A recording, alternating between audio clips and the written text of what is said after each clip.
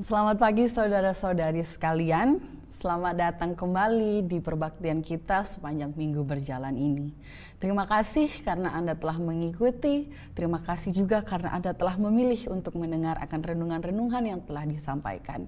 Sebelum kita melanjutkan akan renungan ini, mari kita kembali bersatu di dalam doa. Mari kita berdoa.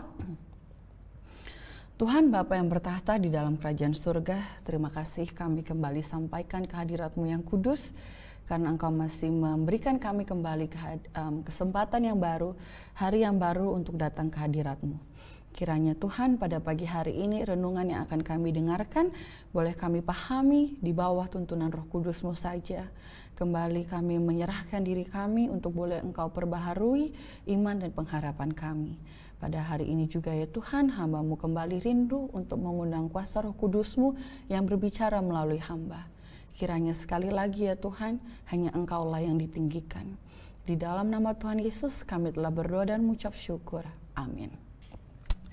Jadi pada pagi hari ini kita akan membahas satu lagi raja yang baru di dalam pembahasan kita mengenai kembali ke altar. Di hari ini kita akan membahas mengenai Raja Yosia.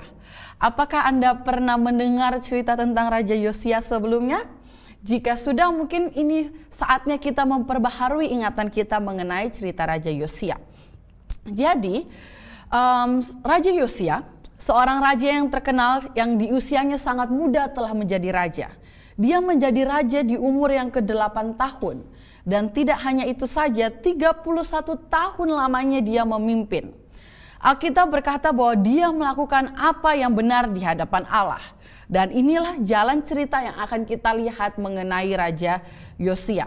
Terdapat di dalam Raja-Raja pasal yang ke-22 sampai 23.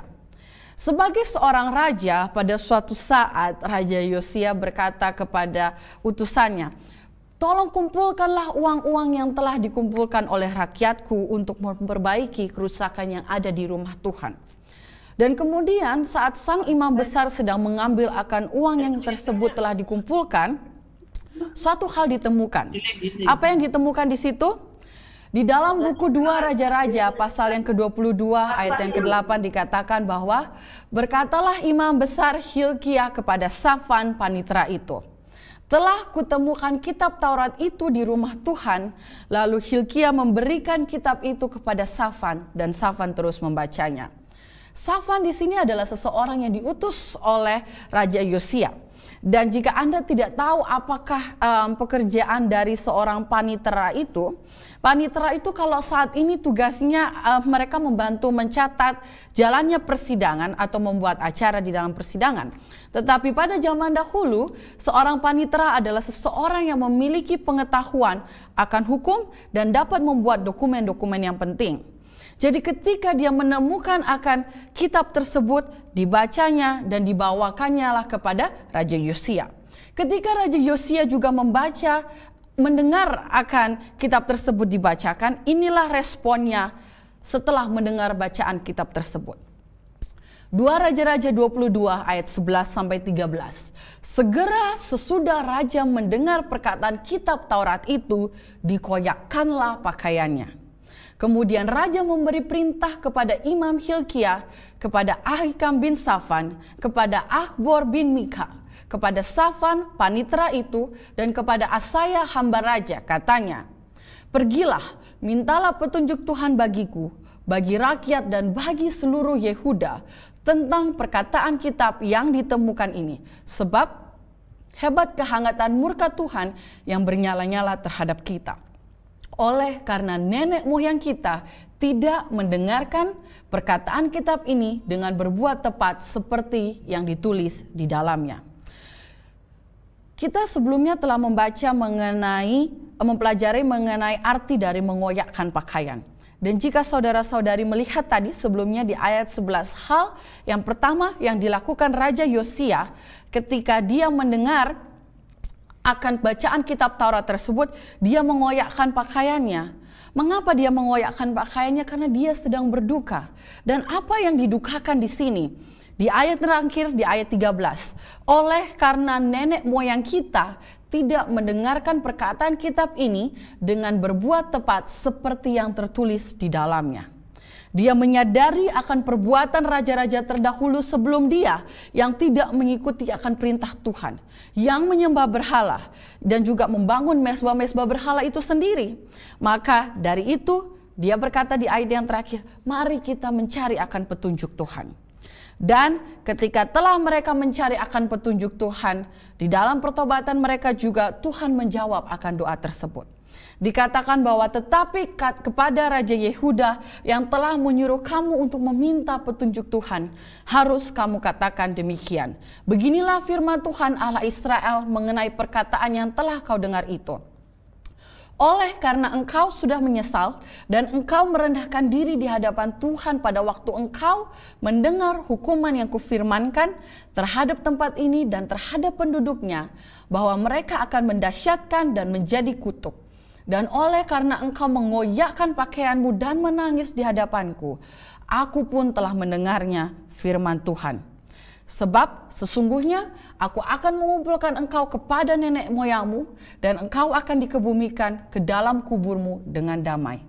Dan matamu tidak akan melihat segala malapetaka yang akan kudatangkan ke atas tempat ini.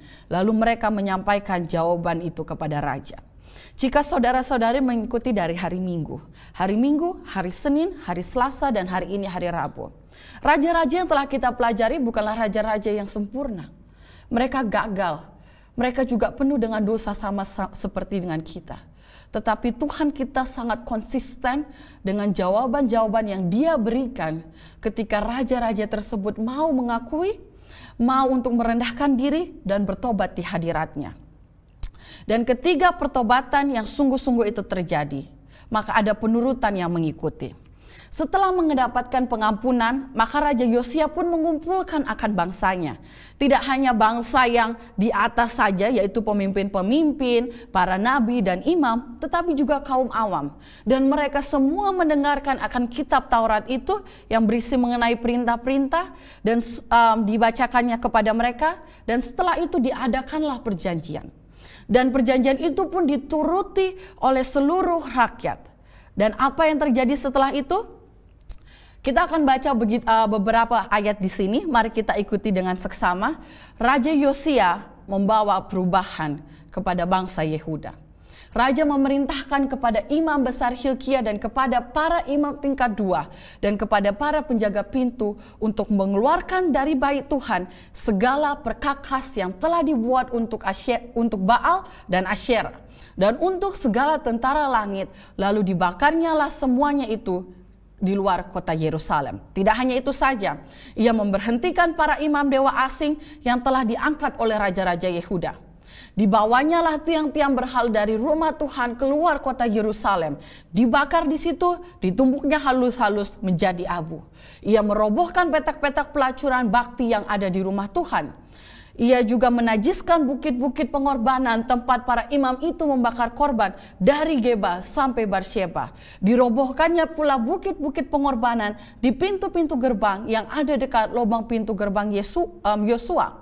Dibuangnyalah kuda-kuda yang ditaruh oleh raja-raja Yehuda untuk dewa matahari di pintu masuk ke rumah Tuhan. Mezbah-mezbah yang ada di atas Sotoh, tempat peranginan Ahaz yang dibuat oleh raja-raja Yehuda, dan mezbah yang dibuat Manasye di kedua pelataran rumah Tuhan dirobohkan oleh raja dan diremukkan di sana, lalu dicampakkan abunya ke sungai Kidron.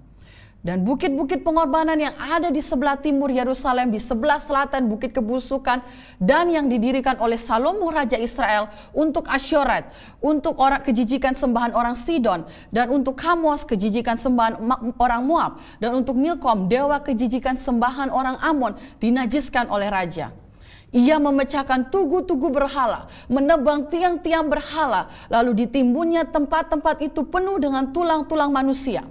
Juga segala kuil-kuil di bukit pengorbanan yang di kota-kota Samaria yang dibuat oleh raja-raja Israel untuk menimbulkan sakit hati Tuhan. Lalu yang terakhir setelah dia melakukan semuanya itu, ia menyembelih di atas mezbah-mezbah itu semua imam bukit-bukit pengorbanan yang ada di sana dan dibakarnya tulang-tulang manusia di atasnya. Lalu pulanglah ia ke Yerusalem. Dari ayat begitu banyak ayat yang kita telah baca, satu konklusi yang dapat kita ambil bahwa Raja Yosia melakukan semua yang dia dapat lakukan untuk menghancurkan akan segala sesuatu yang tidak seturut dengan kehendak Tuhan.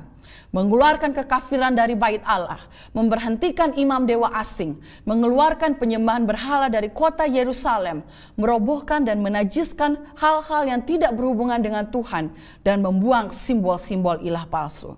Tidak ada penurutan yang setengah-setengah. Penurutan, ketaatan antara iya atau tidak. Dan di sini yang saya suka bagikan background dari Raja Yosia.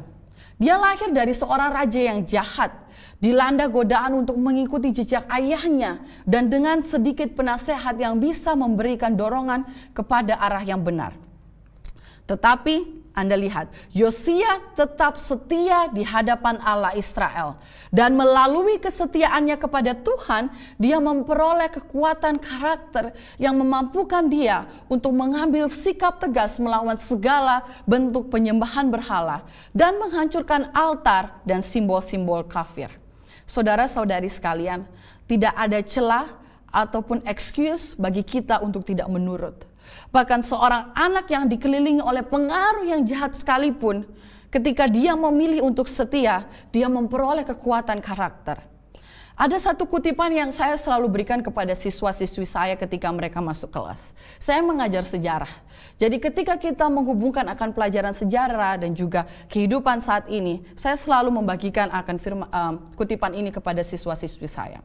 Saya bilang kepada mereka bahwa kebutuhan terbesar dunia ini ialah kebutuhan akan manusia yang tidak dapat diperjualbelikan. Manusia yang di dalam hati sanubarinya adalah setia dan jujur. Manusia yang tidak takut menyebut dosa sebagai dosa. Manusia yang kata hatinya setia kepada tugas seperti jarum kompas yang selalu menunjuk ke kutub. Manusia yang mau berdiri untuk kebenaran walau langit runtuh sekalipun. Dunia ini dikelilingi oleh orang-orang yang pintar.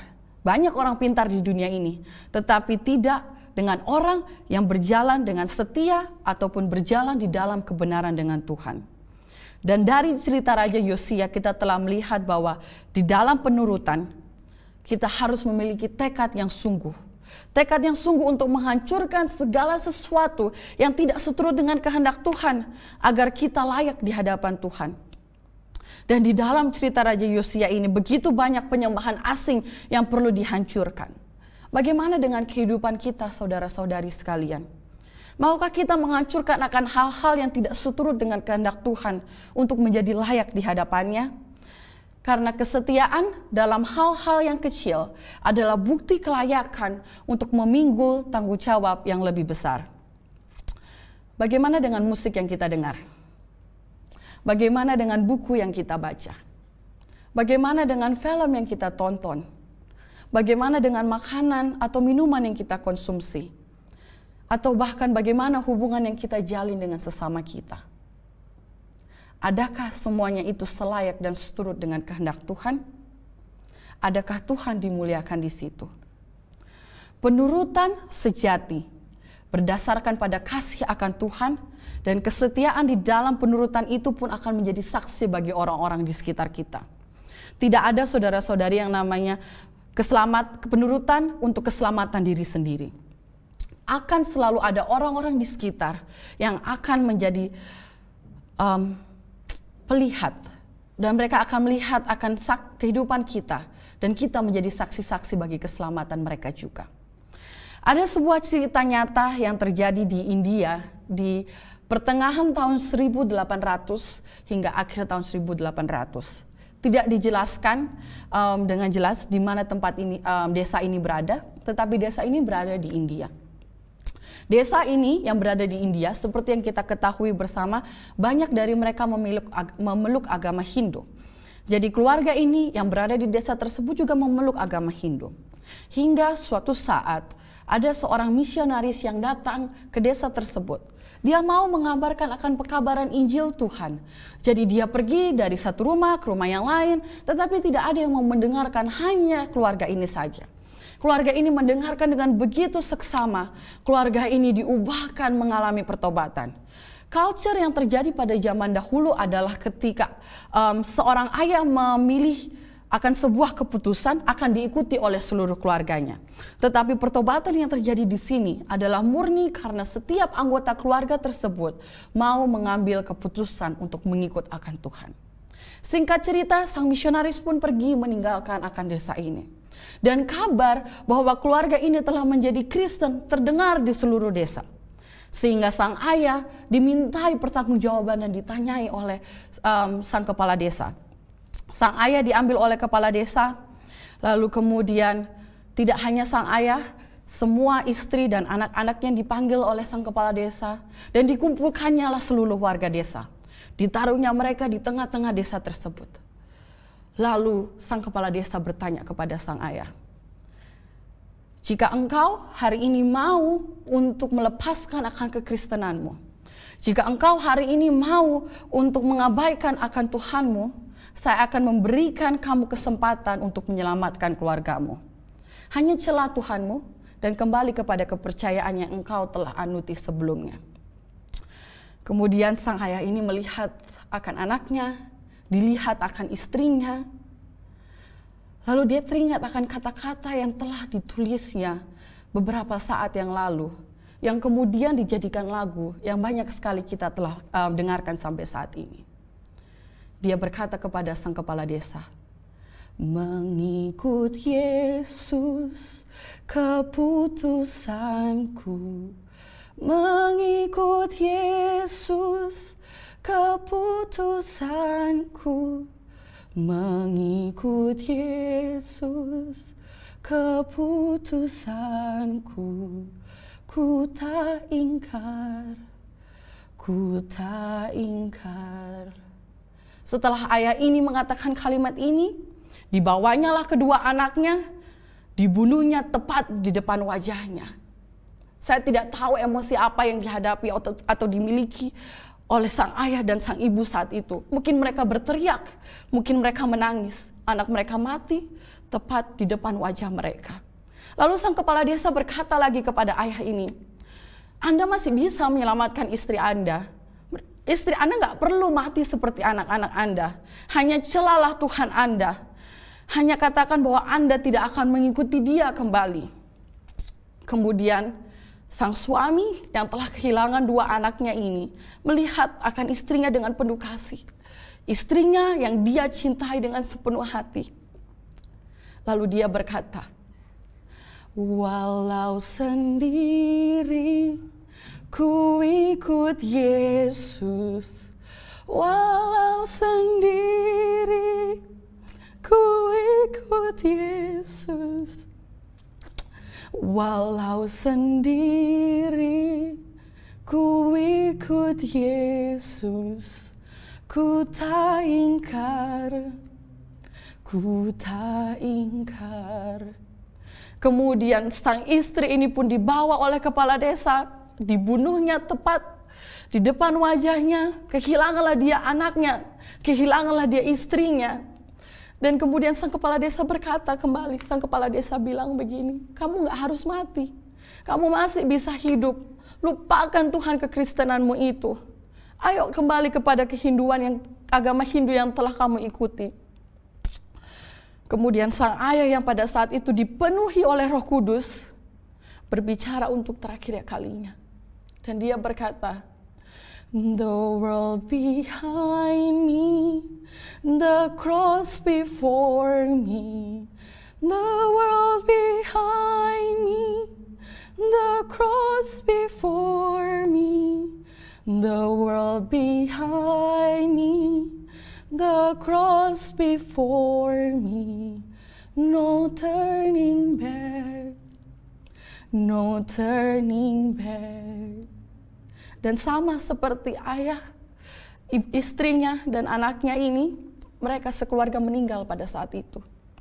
Ini merupakan cerita yang sedih. Tetapi ada satu pengharapan dari cerita ini. Saya bersyukur karena Tuhan ceritanya gak selesai di situ.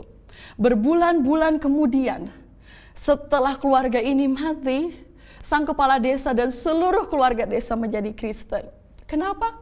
Karena mereka mempertanyakan siapa sih Tuhan yang disembah oleh keluarga ini? Mengapa mereka begitu setia hingga akhir kepada Tuhan mereka? Dan saudara-saudari, kesetiaan, pengorbanan, hingga titik terakhir yang dilakukan oleh seluruh anggota keluarga ini membawa keselamatan bagi desa tersebut. Dan mungkin saat ini kita belum dipanggil seperti keluarga ini untuk berada di titik tersebut. Tetapi kesetiaan di perkara yang besar hanya akan terjadi jika kita setia di dalam perkara-perkara yang kecil. Dan tidak selamanya kita akan memiliki kebebasan di dalam beribadah seperti ini. Untuk melakukan Zoom, untuk pergi ke gereja. Akan ada di masa di mana kita tidak bisa lagi memegang akan Alkitab kita. Maka ketika kita akan dikejar-kejar dan karakter kita akan diuji pada saat itu. Selagi kita belum ada di masa tersebut, saudara-saudari sekalian, mari kita dengan bijaksana menggunakan waktu kita untuk menghabiskan waktu kita dengan Tuhan, untuk melakukan penurutan-penurutan yang sesuai dengan hukumnya. Karena ketika kita memilih untuk menerima akan pengharapan kembali ke altarnya, kita tidak bisa hanya berhenti di dalam pertobatan, di dalam penyerahan. Ada penurutan, ada penaatan yang harus kita lakukan. Dan doa saya hari ini, kiranya kita mau dituntun oleh Roh Kudus untuk menurut, untuk setia dalam perkara-perkara kecil. Dan dengan kuasa Roh Kudus, kita amini bahwa kita juga akan setia dalam perkara-perkara yang lebih besar. Mari kita satu di dalam doa. Tuhan Bapa kami yang bertahta di dalam kerajaan surga, kami bersyukur untuk kebebasan beribadah yang kami masih miliki saat ini. Kami bersyukur untuk kuasa Roh Kudus yang masih terus bekerja di dalam kehidupan kami. Kami bersyukur karena kuasa-Mu adalah nyata dan janji-Mu adalah ya dan amin. Pada saat ini ya Tuhan, kami kembali merendahkan diri kami di hadapan-Mu. Kami mengakui akan ketidaklayakan kami, akan kebodohan kami, akan ketidaksetiaan kami di masa yang lampau. Hari ini ya Tuhan, kami mau berubah. Kami mau menjadi setia dan kami mau menjadi benar sesuai dan seturut dengan kehendak-Mu. Tolong ya Tuhan, berikanlah Roh Kudus-Mu untuk bekerja di dalam kehidupan kami. Tiap-tiap kami yang mendengarkan akan firman-Mu saat ini. Dan jika hanya hari ini yang kami miliki, kiranya Engkau mengajarkan kami untuk belajar berjalan dengan setia di dalam hari ini. Terima kasih karena Engkau masih bersama-sama dengan kami. Di dalam nama Tuhan Yesus kami berdoa dan mengucap syukur untuk kasih setia-Mu, untuk kebaikan-Mu, dan untuk Roh Kudus yang bekerja di dalam hidup kami masing-masing.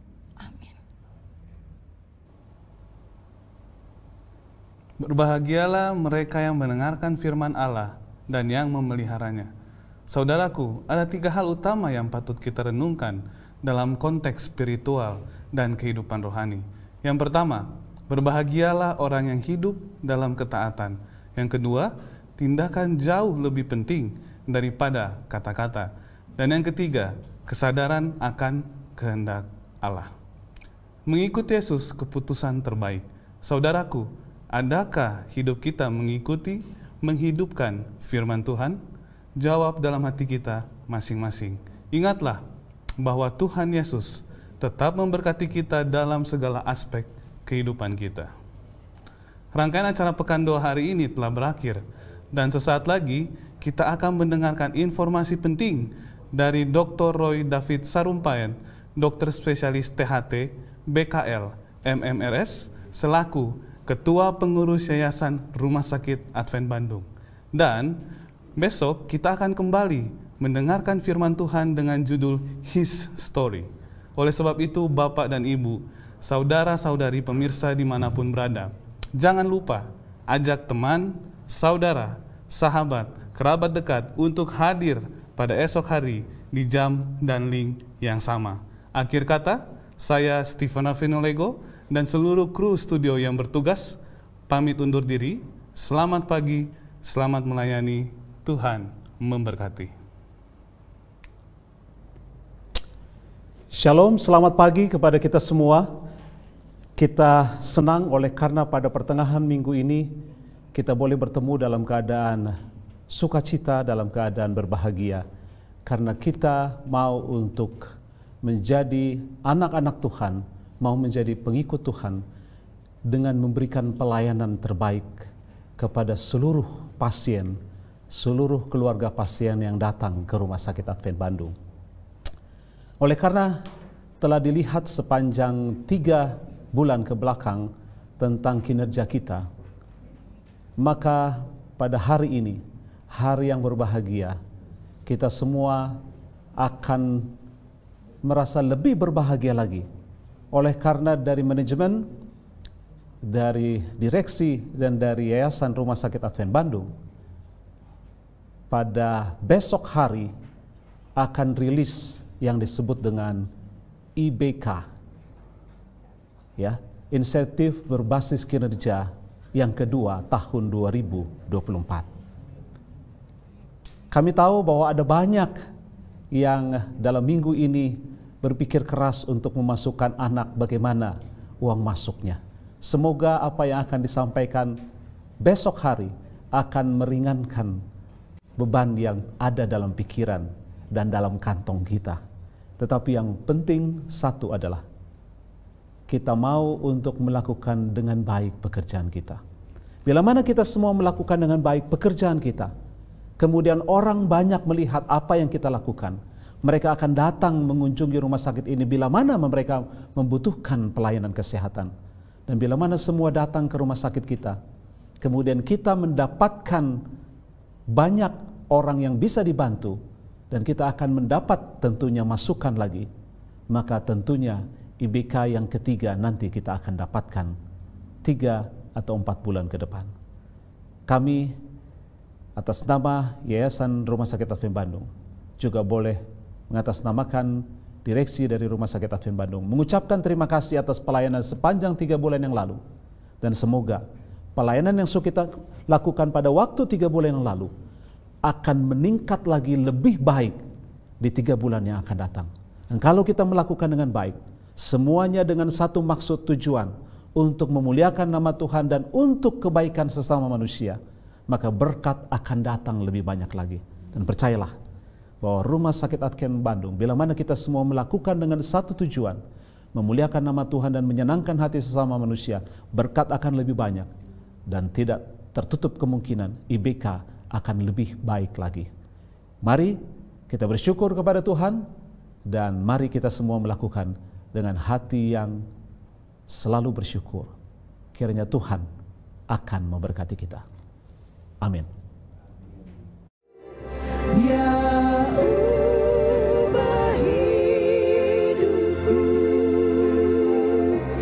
baharui hatiku, sesuatu terjadi, sesuatu terjadi,